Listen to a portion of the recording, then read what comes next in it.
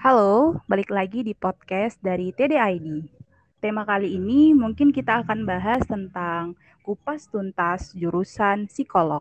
Kenapa sih kita bahas ini? Mungkin karena sekarang lagi musim daftar kuliah, jadi kita pengen nih adik-adik yang baru keterima kuliah atau lagi cari kuliah, biar tahu tentang jurusan psikolog seperti apa dan gimana nanti waktu di perkuliahannya.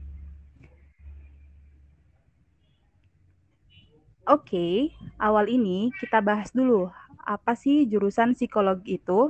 Psikolog adalah salah satu prodi paling populer di Indonesia. Selain mempelajari tentang perilaku dan kepribadian manusia, dengar-dengarnya atau gosip-gosip yang tersebar kalau anak psikolog itu bisa baca pikiran orang dan bakal kerja di rumah sakit jiwa. Ini salah ya? Salah ya? Masih banyak yang belum mengerti bedanya psikolog dan psikiater. Di sini kamu akan dapat jawabannya. Daripada nunggu lama-lama, mari kita perkenalkan narasumber kita hari ini yang bernama Kak Mutiara. Halo Kak. Halo, Oke, mungkin Kak Mutiara bisa sedikit memberikan perkenalan diri. oke, perkenalkan nama aku Mutiara. Aku dari jurusan psikologi Universitas Islam Indonesia. Dan saat ini aku domisilinya di Padang. Oke.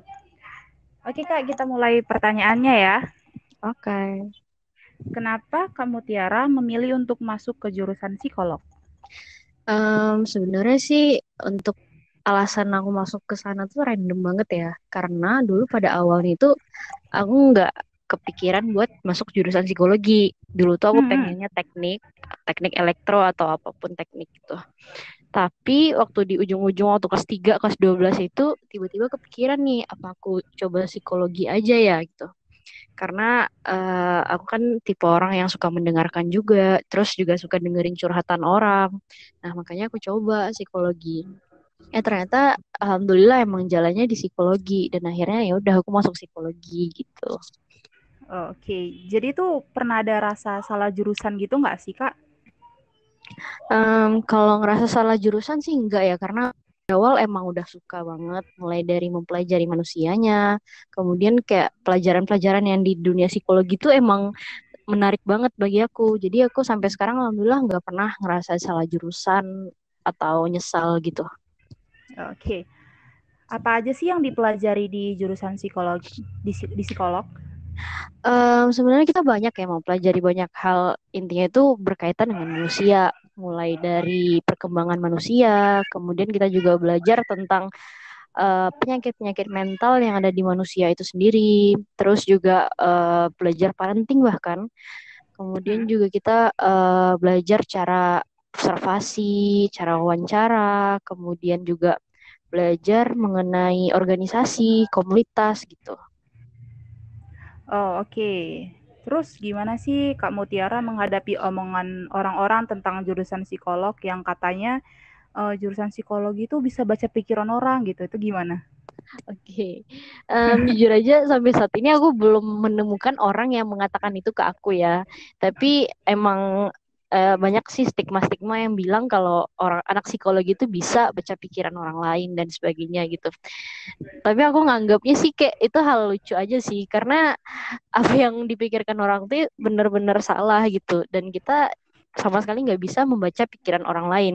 Namun yang terjadi adalah kita tuh lebih ke mempelajari perilaku orang lain dari masa lalunya begitu. Jadi misalnya kalau misalnya masa lalunya seperti ini, nah kita tuh diajarin tuh buat memprediksi masa depannya bagaimana, maksudnya perilakunya ya gitu. Terus juga kenapa kita disebut orang-orang tuh bisa baca pikiran, karena kita juga mempelajari dari pengalaman orang lain gitu. Misalnya nih, ada sebuah kasus, kasus A itu bilang kalau dia itu berperilaku seperti ini. Nah, kita juga bisa mengimplementasikan perilaku dia itu ke perilaku orang lain. Makanya kita bisa disebut membaca pikiran orang lain gitu. Oh, berarti karena di jurusan psikologi itu mempelajari tentang perilaku orang tersebut, jadi kita memahami gitulah ya istilahnya ya Kak ya. Iya, benar. Nah, prospek kerjanya itu gimana di jurusan psikolog? Oh, kalau prospek kerja psikologi tuh banyak banget dan kita tuh bisa kerja di mana-mana, mulai dari di perusahaan, kemudian bisa kerja di kampus jadi dosen, bisa jadi peneliti juga, terus bisa jadi asisten psikolog, bisa jadi trainer. Kalau masalah prospek sih banyak banget ya psikologi. Terus juga bisa kerja di sekolah maupun di rumah sakit. Ya, bener sih, apalagi kan psikolog nih tentang perilaku atau mental kita ya, Kak ya. Iya. Oke, selanjutnya rate kesusahan dari jurusan psikolog antara 1 sampai 100. Sampai 10. Kalau kesusahan ya sebenarnya emang jurusan masing-masing ada kesusahan ya. Cuman di sini itu aku ngerasa lebih tertantang aja sih belajar di psikologi karena banyak yang aku harus keluar dari zona nyaman gitu.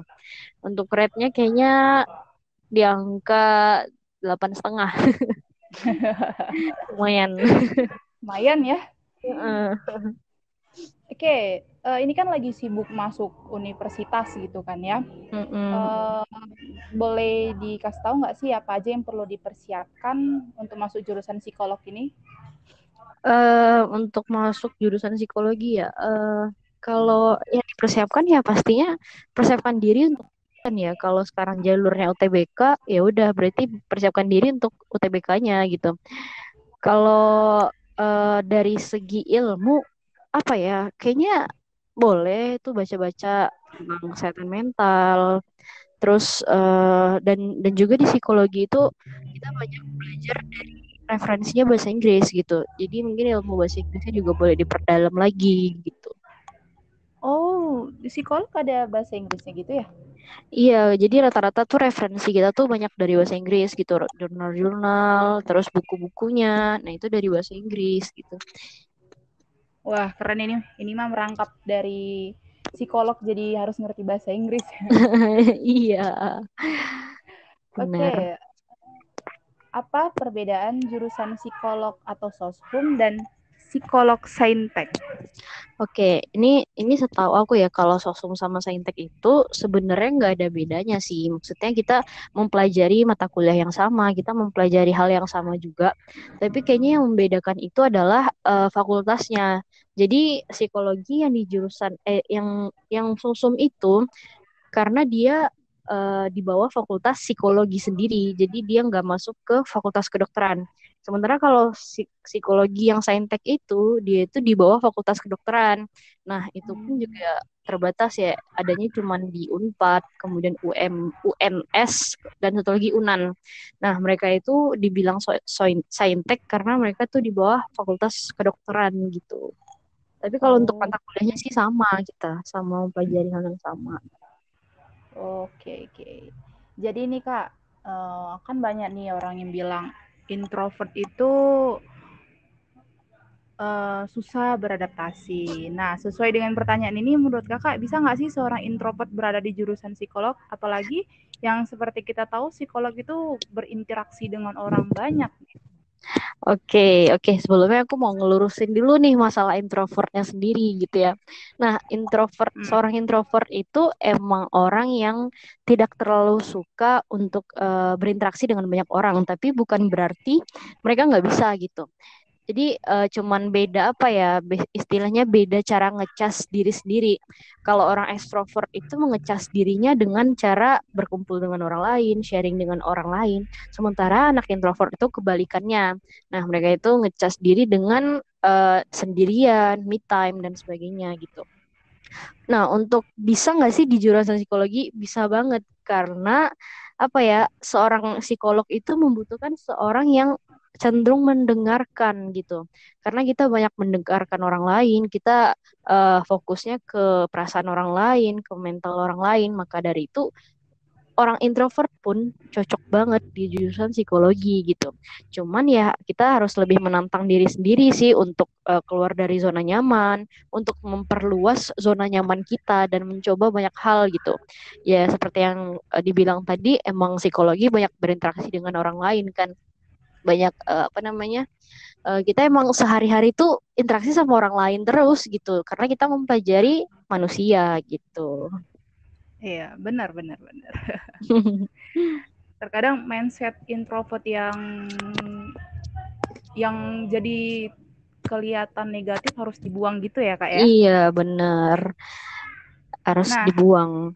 ya. Perubahan diri pada Kakak setelah masuk ke jurusan psikolog itu apa? Kalau perubahan diri banyak banget sih. Aku ngerasa banyak banget yang bisa dipelajari dari dunia psikologi gitu. Jadi sebelum aku masuk ke dunia psikologi, aku kayak lebih apa ya? Aku bisa memahami orang lain, tapi sekedar memahami dan nggak tahu cara menolong mereka gimana gitu. Tapi setelah aku masuk di dunia psikologi, aku lebih bisa, oh mereka lagi sedih ya udah, aku coba untuk tanyain, terus aku coba kamu mau cerita nggak gitu. Aku mencoba untuk menawarkan lah, mau nggak didengerin atau mau nggak gitu, apa mau dikasih solusi apa gitu. Dan itu tuh aku pelajari semuanya dari psikologi itu. Sebelumnya aku nggak pernah tahu tuh gimana sih caranya mendengarkan yang baik itu seperti apa, kemudian merespon curhat dengan baik itu seperti apa. Tapi setelah aku masuk psikologi, aku mempelajari semuanya dan aku sekarang udah tahu tuh gimana cara dengerin orang curhat, gimana cara menanggapi mereka, kemudian gimana cara bersimpati atau berempati kepada mereka gitu. Oh, gitu. Berarti besok-besok saya bisa nih kayaknya konsul sama Kakak ya. Bisa, bisa banget. Oke, Kak, mungkin sebelum berakhir sesi podcast ini, Kak Mutiara bisa ngasih tips dan trik untuk beradaptasi dan bertahan di jurusan psikolog. Oke, nah untuk tips dan trik untuk beradaptasi itu adalah kuncinya adalah sebelumnya kenali dulu apa minat kamu dan kenali dulu nih apa yang ingin kamu tuju gitu. Nah, dari sana nanti untuk beradaptasi akan dengan mudah dengan sendirinya begitu. Karena itu tuh udah apa ya istilahnya kayak respon alami dari manusia ketika dia menyukai sesuatu, ketika dia tidak menyukai sesuatu. Nah, maka dia akan beradaptasi dengan mudah maupun sulit untuk beradaptasi gitu. Jadi intinya adalah kenali dulu yang kamu sukai, cari tahu dulu bagaimana kepribadian kamu, apakah cocok dengan lingkungan tersebut atau tidak. Nah, nanti kamu akan beradaptasi dengan sendirinya. Oke, terima kasih Kak Mutiara untuk waktunya dan ilmunya yang sangat bermanfaat nih. Iya. Untuk kalian yang saat ini pengen ataupun sudah masuk di jurusan psikolog, semangat untuk menjalani perkuliahannya dan jangan lupa untuk nantikan podcast-podcast lainnya dari TDID. See you di podcast selanjutnya. Bye-bye.